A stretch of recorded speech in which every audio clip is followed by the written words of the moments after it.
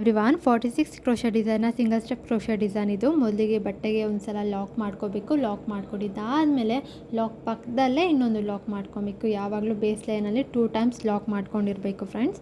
2 LOX ಆದಮೇಲೆ 5 chains ಹಾಕೊಳ್ತಾ ಇದ್ದೀನಿ ನಾನಿಲ್ಲಿ. 1 2 3 4 5 ಚೈನ್ಸ್ ಹಾಕಿ 5 ಚೈನ್ ಎಲ್ಲಿಗೆ ಬರುತ್ತೆ ಅಂತ ನೋಡಿಕೊಂಡು ಬಟ್ಟೆಗೆ ಒಂದು ಸಲ ಲಾಕ್ ಮಾಡ್ಕೋಬೇಕು. ಬೇಸ್ ಲೈನ್ 2 ಲಾಕ್ಸ್ ಆಯಿತು. 2 ಲಾಕ್ಸ್ ಆದಮೇಲೆ 5 ಚೈನ್ ಹಾಕ್ಕೊಂಡು 5 ಚೈನ್ ಎಲ್ಲಿಗೆ ಬರುತ್ತೆ ಅಂತ ನೋಡಿಕೊಂಡು ಒಂದು ಲಾಕ್ ಮಾಡ್ಕೋಬೇಕು. ಲಾಕ್ ಮಾಡ್ಕೊಂಡಿದ್ದಾದಮೇಲೆ ಲಾಕ್ ಪಕ್ಕದಲ್ಲೇ ತುಂಬ ಹತ್ರದಲ್ಲಿ ಇನ್ನೊಂದು ಲಾಕ್ ಮಾಡ್ಕೋಬೇಕು. So 5 chain right side and left side ಎರಡೂ ಕೂಡ 2 ಲಾಕ್ಸ್ ಮಾಡ್ಕೊಂಡಿದ್ದೀನಿ. ಲಾಕ್ಸ್ ಆದಮೇಲೆ ದಾರನ ಸ್ವಲ್ಪ ಮೇಲ್ಗಡೆ ಮಾಡಿಕೊಂಡು ಮೀಡಿಯಮ್ ಸೈಜ್ ಬೀಡನ್ನ ಇನ್ಸರ್ಟ್ ಮಾಡ್ಕೊಳ್ತಾ ಇದ್ದೀನಿ. ಬೀಡ್ ಇನ್ಸರ್ಟ್ ಆದಮೇಲೆ ಬೀಡ್ ಲಾಕ್ ಮಾಡಿಕೊಂಡು ಮತ್ತೆ ಬೀಡ್ ಎಲ್ಲಿಗೆ ಬರುತ್ತೆ ಅಂತ ನೋಡಿಕೊಂಡು ಬಟ್ಟೆಗೆ ಒಂದು ಸಲ ಲಾಕ್ ಮಾಡ್ಕೋಬೇಕು.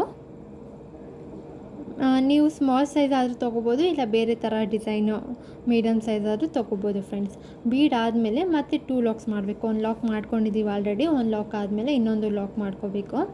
So bead right side and left side ಎರಡೂ ಕಡೆ 2 ಲಾಕ್ಸ್ ಬರಬೇಕು. ಅದಾದಮೇಲೆ ಸೂಜಿ ಮೇಲೆ ಒಂದು ಸಲ ದಾರ ತೊಗೊಂಡು ನಾನಿಲ್ಲಿ ರಿಂಗ್ ಬೀಡ್ ತೊಗೊಂಡಿದ್ದೀನಿ. ರಿಂಗ್ ಬೀಡ್ ಒಳಗಡೆಯಿಂದ ದಾರ ತಂದು 3 ದಾರ ಇರ್ತದೆ ನೀಡಲ್ ಮೇಲೆ. 2 ದಾರ ಒಂದು ಮಾಡ್ಕೋಬೇಕು ಮತ್ತು ಇನ್ನೂ 2 ದಾರ ಒಂದು ಮಾಡ್ಕೋಬೇಕು.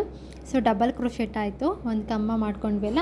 ಅದಾದಮೇಲೆ ಈಗ 1 2 3 ಚೈನ್ ಹಾಕಿ ನಾವೇನು ಡಬಲ್ ಕ್ರೋಶೆಟ್ ಮಾಡ್ಕೊಂಡಿದ್ದೀವಿ ಅಲ್ಲ ರಿಂಗ್ ಮೇಲ್ಗಡೆ, ಆ double crochet right side gap ಒಳಗಡೆಯಿಂದ ಹೋಗಿ ಒಂದು ಲಾಕ್ ಮಾಡ್ಕೋಬೇಕು. ಸೊ ಅದಾದಮೇಲೆ ಮತ್ತೆ ಸೂಜಿ ಮೇಲೆ ಒಂದು ಸಲ ದಾರ ತಂದು ಮತ್ತೆ ರಿಂಗ್ ಬೀಡ್ ಒಳಗಡೆಯಿಂದ ದಾರ ತರಬೇಕು.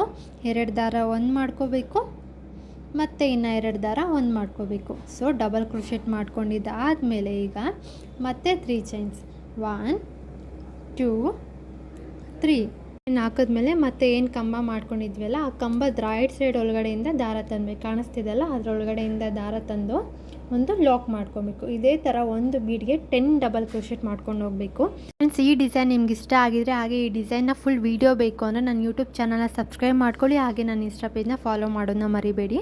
Thank you friends. Thanks for watching.